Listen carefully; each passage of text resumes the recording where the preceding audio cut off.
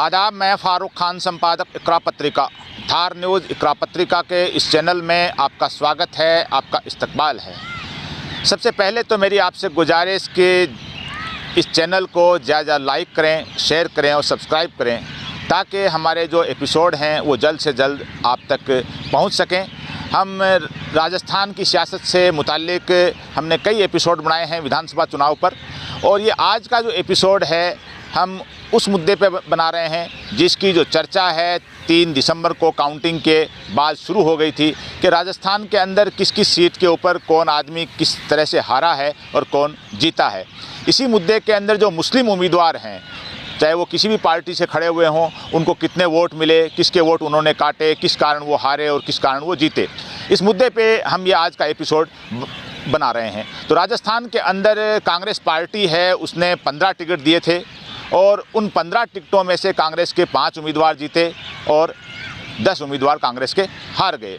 इसके अलावा जो भारतीय जनता पार्टी का टिकट नहीं मिलने के कारण बागी उम्मीदवार के तौर पे डीडवाना से यूनुस खान ने चुनाव लड़ा, वो चुनाव जीत गए। इस तरह से 5 कांग्रेस के और 1 यूनुस खान निर्दलीय के तौर पे चुनाव जीते हैं। कुल 6 उम्मीदवार राजस्थान के अंदर चुनाव जीते हैं। इसके अलावा तमाम तर जो पार्टियां थी, निर्दलीय थे, जो भी थे, वो करीब करीब सभी की जमानत जब्त हो गई। तो राजस्थान के अंदर जो कांग्रेस ने सबसे पहले जिन उम्मीदवारों को टिकट दिया है, उनकी जो हार के क्या कारण थे और वो जो जीते हैं वो जीते कैसे। तो आदर्श नगर है, उसके अंदर रफ़ीक खान, जिनको 1,03,421 वोट मिले और वो 14,073 वोटों के अंतर से चुनाव जीत गए।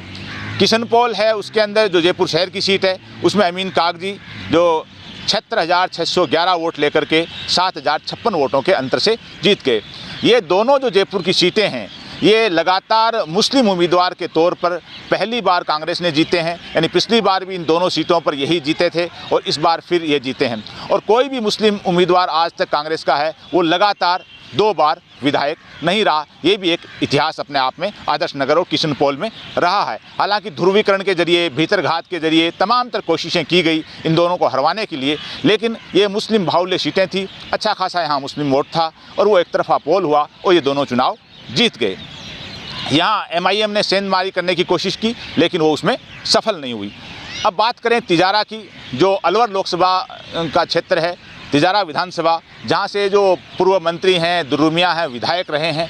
तो यहाँ से इमरान खान को पहली बार कांग्रेस ने टिकट दिया था और इमरान खान को 1,04,036 वोट मिले। 1 लाख से ऊपर वोट मिलने के बावजूद इमरान खान हैं वो 6,173 वोट से चुनाव हार गए।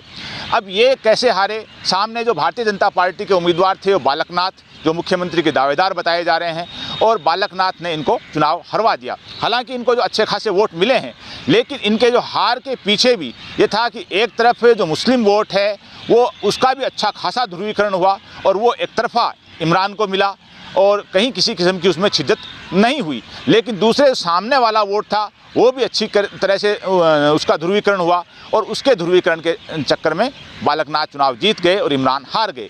इसके अलावा जो एक बड़ी चीज़ वहाँ सुनने को मिलती है तिजारा के धरातल के ऊपर, कि इनको जो टिकट दिलाने में जिन्होंने सहयोग किया, जो कांग्रेस के बड़े नेता भंवर जितेंद्र सिंह, उनके बारे में जो कानाबाती ये है, सियासी धरातल पे जो चर्चाएं हैं कि भंवर जितेंद्र सिंह ने भी अंदर खाने इनका कोई विशेष सहयोग नहीं किया और उनके बारे में बताया जा रहा है कि वो चाहते थे कि बालकनाथ यहाँ से विधायक बन जाएं ताकि लोकसभा की सीट खाली हो जाए और लोकसभा में भारतीय जनता पार्टी का कोई और उम्मीदवार आए और उसको मैं आसानी से हरा करके लोकसभा में पहुंच जाऊं, क्योंकि वो अलवर से वहाँ लोकसभा सांसद और केंद्रीय मंत्री रहे हैं। तो ये एक जो खबर जो चर्चाओं में है कि भंवर जितेंद्र सिंह ने अंदर खाने इमरान को भीतर घात करके चुनाव हरवाया है मामूली वोट से, इसकी जो भी सच्चाई है, लेकिन ये एक सियासी चर्चा है। इसके अलावा इस सियासी चर्चा में इमरान को हराने के मामले में जो पूर्व मंत्री दुर्रुमिया हैं, उनका भी नाम लिया जा रहा है कि उन्होंने, ऐसी तो कोई खबरें नहीं हैं कि कोई ऐसी सेंधमारी की है, लेकिन उनके जो कट्टर समर्थक हैं दुर्रुमिया को टिकट नहीं मिलने की वजह से नाराज़ थे और उन्होंने भी अंदर खाने इमरान खान को हरवाने की कोशिश की। ऐसी सियासी धरातल पे तिजारा में चर्चाएँ हैं। इसके बाद जो रामगढ़ जो सीट है वो भी अलवर लोकसभा की है और रामगढ़ के अंदर जो जुबैर खान हैं वो विधायक बने हैं। जुबैर खान को 93,765 वोट मिले हैं और उन्होंने 19,696 वोटों से जीत हासिल की है। जुबैर खान जो जीते हैं उसके पीछे जो सबसे बड़ा कारण है कि भारतीय जनता पार्टी के बागी उम्मीदवार के तौर पे जो मैदान में थे और उन्होंने वो सेकंड नंबर पे रहे हैं और उन्होंने अच्छे खासे वोट लिए और भारतीय जनता पार्टी रामगढ़ के अंदर तीसरे नंबर पर रही और इस ट्रायंगल में अच्छे खासे वोट लेकर के जुबैर खान चुनाव जीत गए। जुबैर खान के बारे में जो ये चीज़ भी है कि जुबैर खान जब जब चुनाव जीतते हैं तो कांग्रेस हार जाती है। जुबैर खान ने पहले भी जब चुनाव जीता तो कांग्रेस हार गई, यानी कांग्रेस की सरकार नहीं बनी। और जब जुबैर खान चुनाव जीतते हैं तब कांग्रेस की सरकार नहीं बनती है और जुबैर खान चुनाव हार जाते हैं तो राजस्थान में कांग्रेस की सरकार बन जाती है। ये एक सियासी गलियारों में चर्चा हमेशा होती है। नगर विधानसभा जो भरतपुर ज़िले का है, भरतपुर लोकसभा का, नगर से वाजिब अली जो विधायक थे, जो बसपा से चुनाव लड़के कई बार वो विधायक बने थे, फिर कांग्रेस में शामिल हो गए। वाजिब अली ने अच्छे खासे वोट लिए हैं, ज़बरदस्त टक्कर दी, लेकिन वाजिब अली चुनाव हार गए। वाजिब अली को जो 74,048 वोट मिले और वो मात्र 1,531 वोट से चुनाव हार गए। और इसी सीट के ऊपर जो और भी 2-3 आदमी खड़े थे, भारतीय जनता पार्टी के भी थे, बागी उम्मीदवार भी थे, यानी एक तरह का त्रिकोणीय मुकाबला था। लेकिन त्रिकोणीय मुकाबला होते हुए भी वाजिब अली चुनाव हार गए। और यहाँ से जो बहुजन समाज पार्टी से चौधरी खुर्शीद अहमद ने चुनाव लड़ा था और उनकी बड़ी चर्चाएं थी शुरू में, लेकिन उनको वोट न के बराबर मिला और उनको वोट 1,327 मिला। लेकिन वहाँ ये चर्चा ज़रूर है नगर के अंदर कि खुर्शीद को जो वोट मिले हैं, खुर्शीद की जो सेंधमारी हुई है, उस कारण वाजिब चुनाव हार गया। तो नगर से वाजिब अली इस कारण चुनाव हारा बता रहे हैं। तो उसके बाद में जो भरतपुर के अंदर जो कामा सीट है, वहाँ चौधरी तैयब साहब जो केंद्र में मंत्री रहे हैं, राजस्थान में मंत्री रहे हैं, पंजाब में रहे हैं, हरियाणा में हैं, 3 राज्यों में मंत्री रहे हैं। उनकी बेटी भी वहीं से विधायक थी, जो राजस्थान सरकार में मंत्री थी, जायदा खान। और जायदा खान कांग्रेस से न सिर्फ हारी हैं बल्कि जायदा खान तीसरे नंबर पे रही हैं। जायदा खान 20,516 वोटों से चुनाव हारी हैं और उनको 58,130 वोट मिले।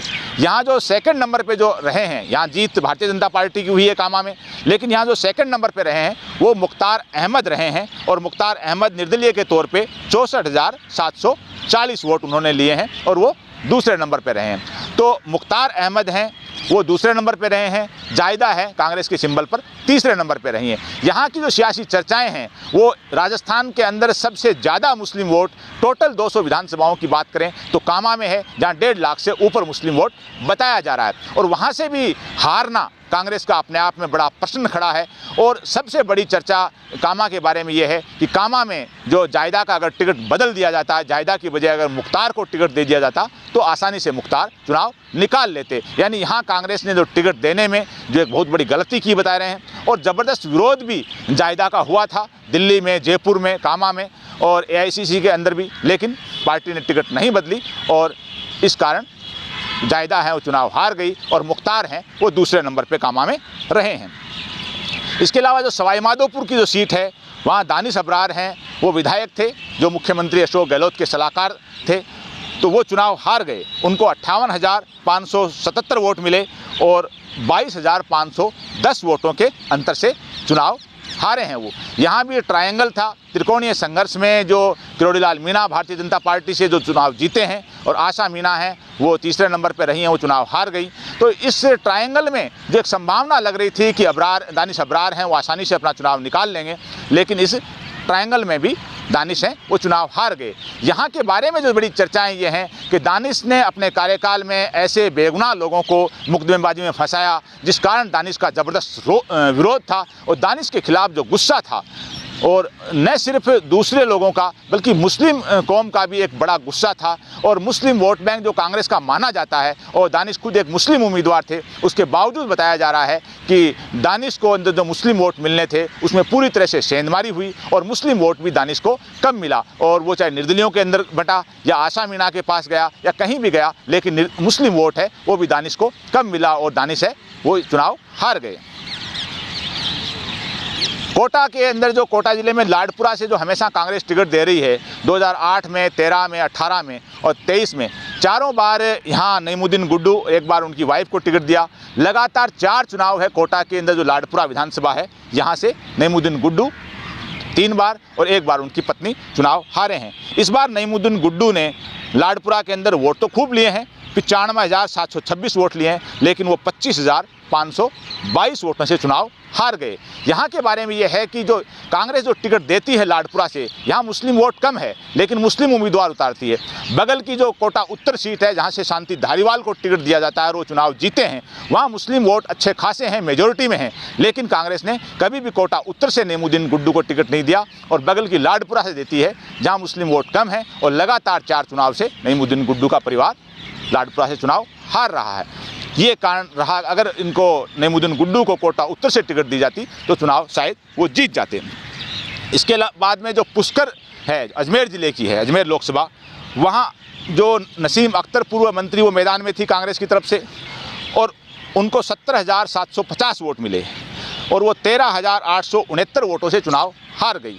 यहाँ भी एक त्रिकोणीय संघर्ष था, कांग्रेस से बागी उम्मीदवार भी मैदान थे, भारतीय जनता पार्टी के लोग भी थे, दूसरे लोग भी मैदान में थे, यानी एक तरह का त्रिकोणीय चतुष्कोणीय संघर्ष था जिसके अंदर संभावना थी कि नसीम अख्तर वो अपनी सीट निकाल लेंगी, लेकिन वो अपनी सीट निकाल नहीं पाई। और वहाँ भी यह है कि अंदर खाने पूरी तरह से सेंधमारी हुई और नसीम अख्तर है वो अपना चुनाव हार गई।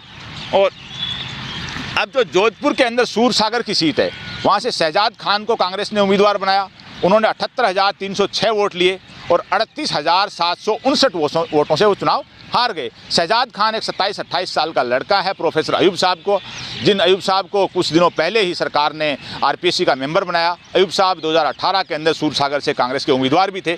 यानी एक नए नवाले लड़के को जो 27-28 साल की जिसकी उम्र बताई जा रही है, उसको कांग्रेस ने ऐन वक्त पे मैदान में उतारा और वो 38,759 वोटों से चुनाव हार गए। यहाँ के बारे में जो सियासी चर्चाएं ये हैं कि ये सीट अशोक गहलोत मुख्यमंत्री, उनकी पसंदीदा सीट है, उनकी पसंद के उम्मीदवार को उतारा गया। तो अगर अशोक गहलोत किसी सक्षम मजबूत आदमी को जो धरातल से जुड़ा हुआ था, पुराना आदमी, उसको टिकट देते या प्रोफेसर अयूब साहब को उतारते तो हो सकता है ये सीट कांग्रेस के लिए निकालना आसान है। लेकिन सबसे बड़ी चीज़ ये है कि सूरसागर है वो लगातार मुस्लिम को टिकट दिए जाने के बावजूद कभी भी अशोक गहलोत ने सूरसागर को नहीं जितवाया, जबकि बगल की सीट है सरदारपुरा, वो भी मुस्लिम बाहुल्य सीट है और वहाँ से हर बार 1998 से लेकर अब तक लगातार अशोक गहलोत विधायक बनते आ रहे हैं। अब बात करें शिव विधानसभा की, जो बाड़मेर ज़िले में आता है, यहाँ से जो वयोवृद्ध नेता हैं, करीब 85 साल के हो गए हैं, अमीन खां, वो कांग्रेस से उम्मीदवार थे, पूर्व मंत्री भी हैं। अमीन खां हैं वहाँ तीसरे नंबर पे रहे हैं। अमीन खां को 55,264 वोट मिले और वो 24,231 वोट से हार गए, तीसरे नंबर पे रहे हैं।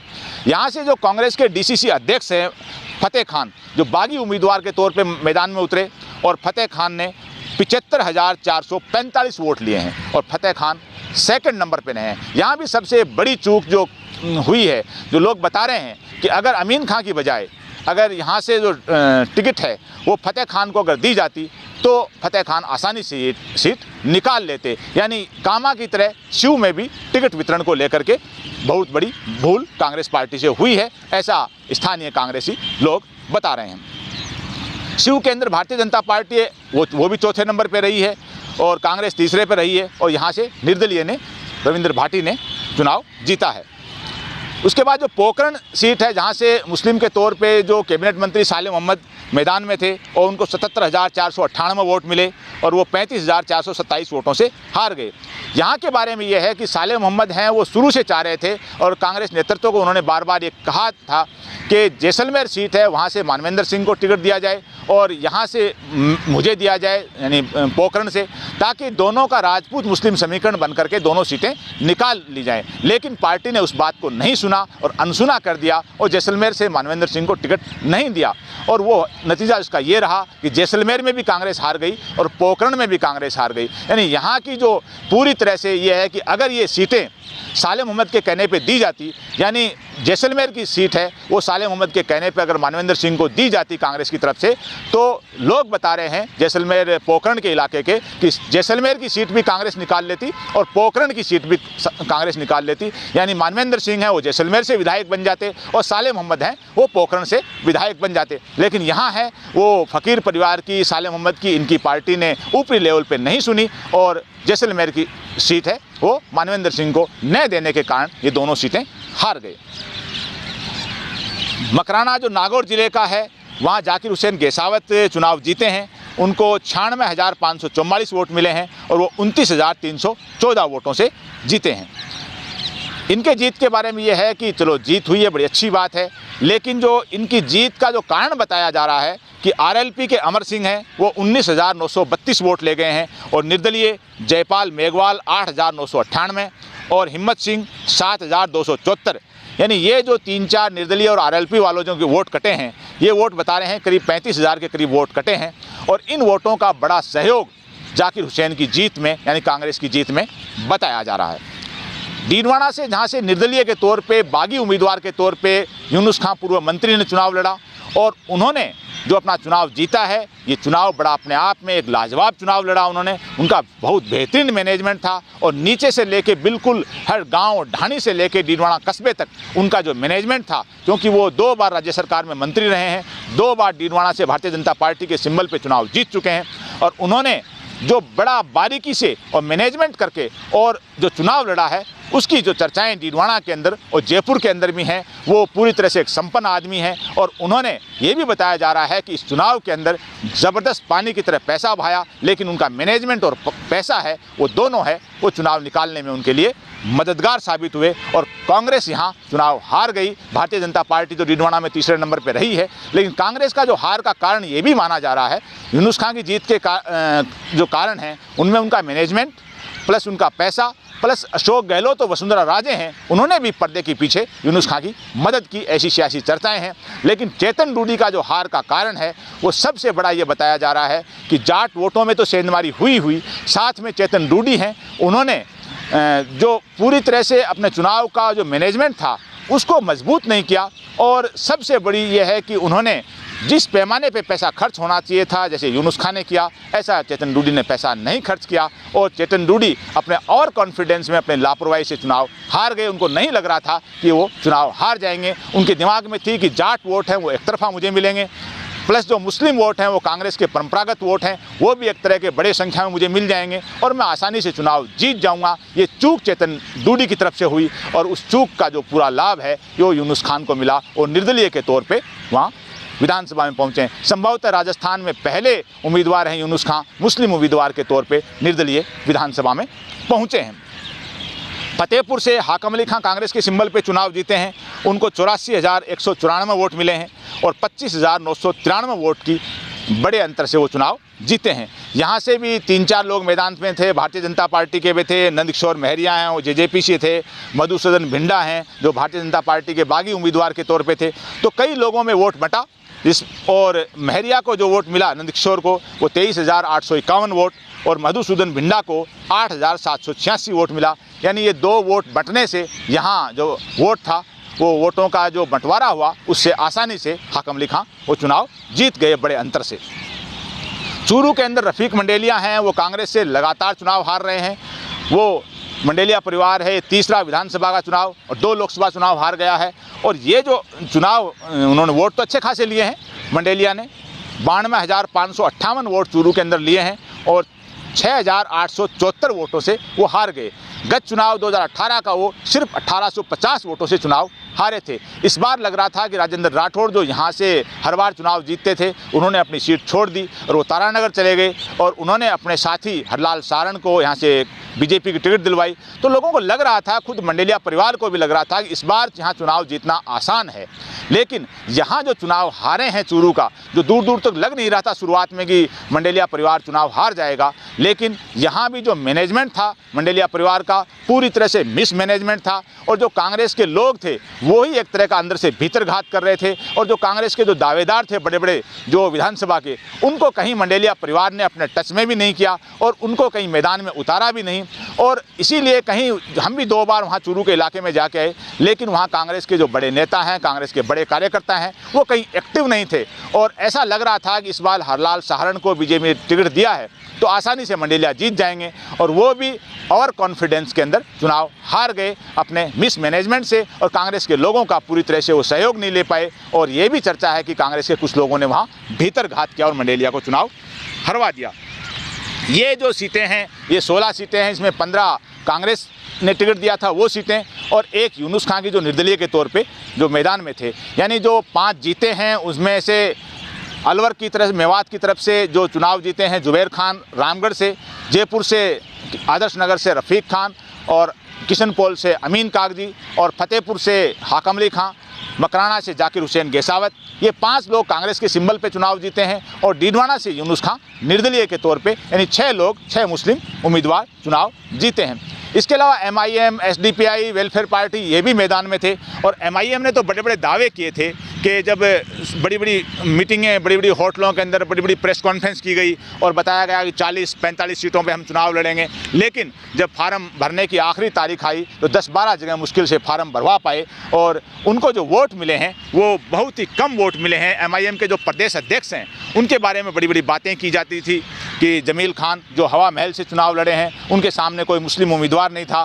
कांग्रेस ने RR तिवारी को टिकट दिया था, भारतीय जनता पार्टी ने बाल मुकुंद आचार्य को टिकट दिया था और बड़ा एक स्कोप बताया जा रहा था। वहाँ 1 लाख के करीब मुस्लिम वोट भी बताए जा रहे हैं कि जमील खान है वो अच्छे खासे वोट लेंगे, लेकिन बड़ी हैरानी होती है इस चीज़ को लेकर के कि जमील खान को, जो MIM के प्रदेश अध्यक्ष हैं, उनको हवा महल वाली करीब 1 लाख मुस्लिम वोट होते हुए भी और पूरी तरह से उन्होंने पूरा अपना लगाया प्रचार के अंदर, असदुद्दीन ओवैसी को भी बुलाया, अकबरुद्दीन ओवैसी को भी बुलाया और अपने बड़े बड़े नेताओं को बुलाया, जलसे जुलूस सब कुछ किए, लेकिन जमील खान को जो वोट मिले हैं प्रदेश अध्यक्ष को वो 588 वोट मिले हैं, बाकी को तो और भी बहुत कम वोट मिले हैं। ये MIM के जो उम्मीदवार हैं, अगर इनको 17वें उम्मीदवार मान लें, जो मुस्लिम उम्मीदवार हैं वो चुनाव हारे हैं, तो ये हवा महल से हारे हैं। तो ये तमाम जो समीकरण है राजस्थान के जो चर्चाओं में है कि कौन कैसे हारा, उसके अंदर आज इस एपिसोड में हमने आपको बताया है। अगर आपको हमारा एपिसोड पसंद आया है तो इसको ज़्यादा से ज़्यादा लाइक करें, शेयर करें, सब्सक्राइब करें,